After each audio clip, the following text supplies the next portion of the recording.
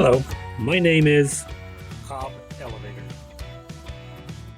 Now there are lots of different kinds and sizes of Cobb elevators. This one in front of you today happens to be a Cobb elevator with a jumbo grip. Very large device here.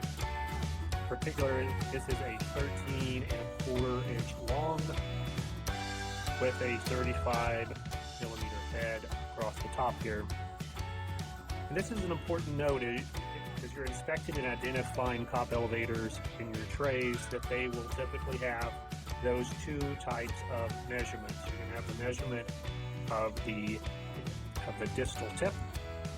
That's oftentimes going to be in millimeters, and then you'll have the length of the elevator itself, and in this case, as I mentioned, it's in inches, so 13.25 inches or 13.25 inches. And then depending again on the manufacturer, sometimes you will have different sizes or specifications for the actual handle itself.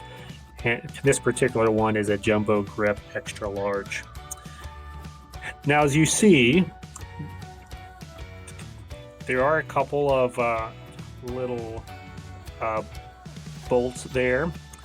That's not something that, as a sterile processing technician, you want to be messing around with. If you see any looseness in those bolts during the inspection, make sure to pull this device out of the inventory and get it in queue for repair with either with your manufacturer or with your repair vendor.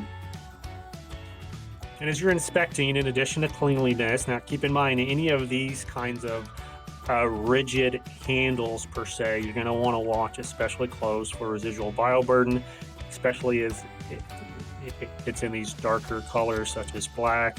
It's very easy for debris to hide in there if it was not appropriately cleaned on the manual cleaning side or through the automated process. Same thing with these little divots in here. Additionally, in the connection to the stem of the instrument, make sure that all of that's clean in there.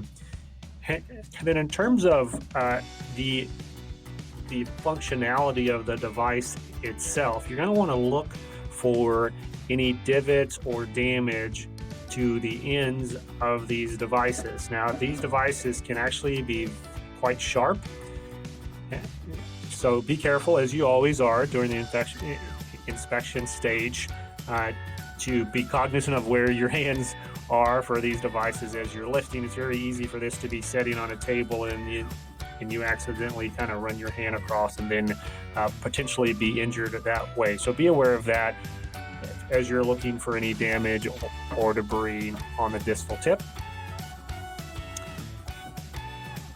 And then depending on how you're packaging these devices, there are tip protectors on the market today that look very similar to something like this that will fit on the tips of these Cobb elevators depending on the size. And then again, if your facility prefers, you can also use the paper bags and pouches to keep these devices safe during processing and transport. One other important note about these, because they're such a heavy instrument, it's recommended that you insert these instruments at the beginning of the processing flow at the assembly area. So this is not something that you want to put in last on top of other delicate instruments. You want this to be in the bottom as kind of the foundation of your tray, and then any other instruments such as stringers, etc., can then be placed on top, as long as this is protected again with some kind of tip protection. That's all for this particular instrument of the Cobb elevator. Thank you for tuning in for another episode of Hello, My Name Is. And as always, keep fighting dirty.